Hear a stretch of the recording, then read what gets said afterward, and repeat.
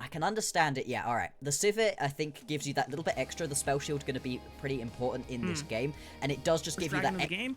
Yep. Thanks to Vi, and the fact that she does max percentage HP damage, it's not too bad for her. No, going to be able to take this one down nice and quickly without the help of any... Why are we stepping up if we already know we're not trying to contest the play?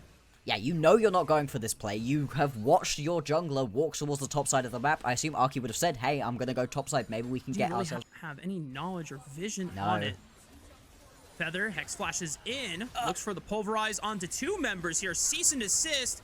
And they get the kill, so that's first blood set up for Thundertalk. Now Climber tries to re-engage with the Cyclone, but a good exhaust from Feather. But now, though, it looks like LGD are going to be starting up onto this Herald. Hoya pushing through the bot lane, does have the teleport available, will be looking to get involved, is going to press teleport now, so this could turn into a pretty big fight. Hoya has called the Forge God in a few minutes, but the equalizer is pretty nice. That's a nice exit route that is cut off, and the flash forward from Sasa and the big knockup from Climber's Cyclone has put an end to Thundertalk's early roll. Feat of Warfare secured, and LGD wiped 3 off the map. And this is the problem with built for the skirmishes, it's built for these team fights, and Thundertalk, they just walk way too far up. They're going to lose their mid lane tier 1 tower as well. The gold lead explodes. Are Aki and Satab going to wait for Climber to leave the vicinity first? They do.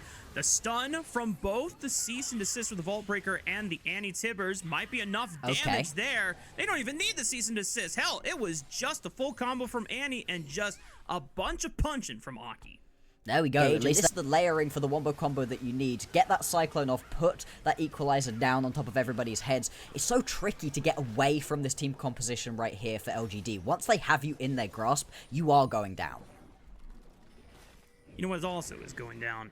It's this tier 1 turret on the top side of the map, since LGD are dropping the Rift Herald in exchange for the 3rd dragon of the game. That'll make it 2 to the name of... So if you can be proactive, find yourself a pick right now, that's really going to help. Unfortunately for them, they've constantly got set up in the top side where he can't really help out in that goal.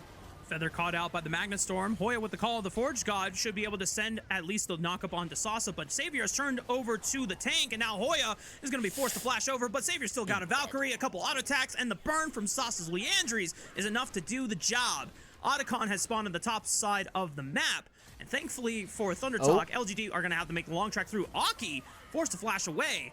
I'm not sure what he was trying to do. If he was looking for a quick pick, but side of the map for Thundertalk, I don't feel like you can just let this one go, but it's going to be so tricky to try to turn this play around. Yeah, I misspoke. Otacon's actually on the bot side of the map, so it's now worse for Thundertalk given the situation there. Everyone's flashing over the wall. The Equalizer's beautifully plays in the choke point. Climber gets 100-0 by Satab, and that just might save Thundertalk's chances, but Aki gets dropped. And now the rest of Thundertalk are trying to keep the Otacon leashed. They're willing to take the flip because neither team has a jungler, and they're feeling pretty damn good about their chances now that Hoya has joined the fray. Feather also has Unsealed Spellbook, so he can use the Smite to secure it, which is why Savior is looking for this cow, trying to take him out of the fight before the Smite advantage is even used. Good knockup from Hoya, stalls it out, but they're looking for Feather. YCX goes in, Sasa flashing in, the Flame Spitter turned on to 11!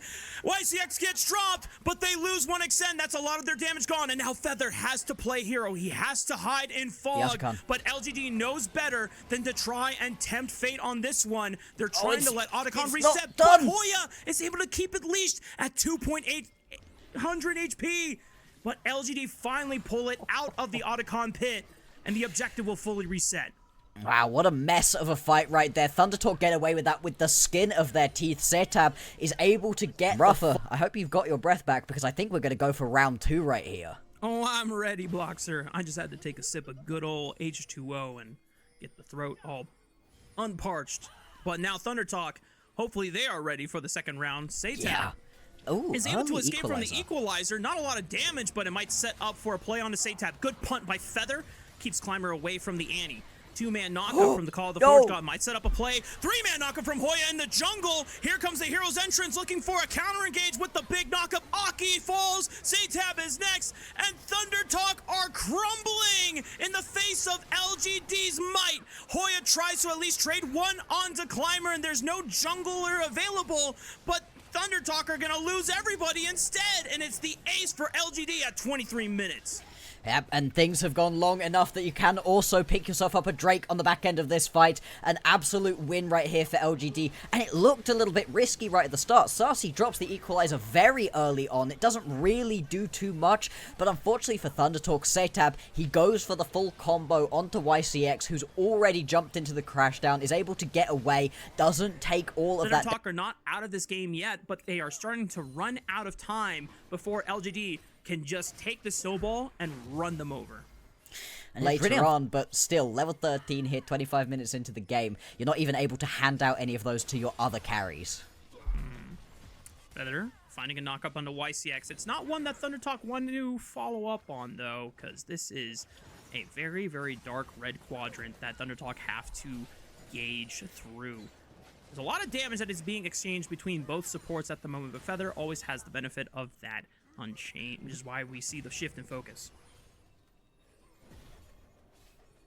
Feather constantly stood on a ward, looking for these angles. It makes me quite worried that he's going to get jumped. As you said, the Unbreakable Will does go a long way towards finding a bit of extra safety. ThunderTalk, they try to get themselves priority over this mid wave. They are going to manage it, but can they get away? Three-man Magnastorm. There's the Cyclone right on top of it. Hoya doesn't even get a chance to cast. Call the Forge God for the knock-up, and Savior gets the free hit. Everyone like it's shooting fish in a barrel. Setab will eventually fall to one last Q stun from YCX. That fight and setup was gorgeous from LGD.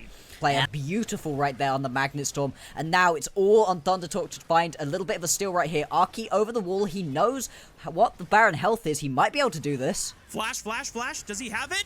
Oh, not in time. Climber secures it, and Aki's on a one-way trip without the flash, and LGD now take Baron at 30 minutes. And now you lose out onto your jungler for the next 40 seconds, so ThunderTalk need to be careful to not lose the Baron and the Drake. The turnaround, though, potentially here. 1xN, he's hitting.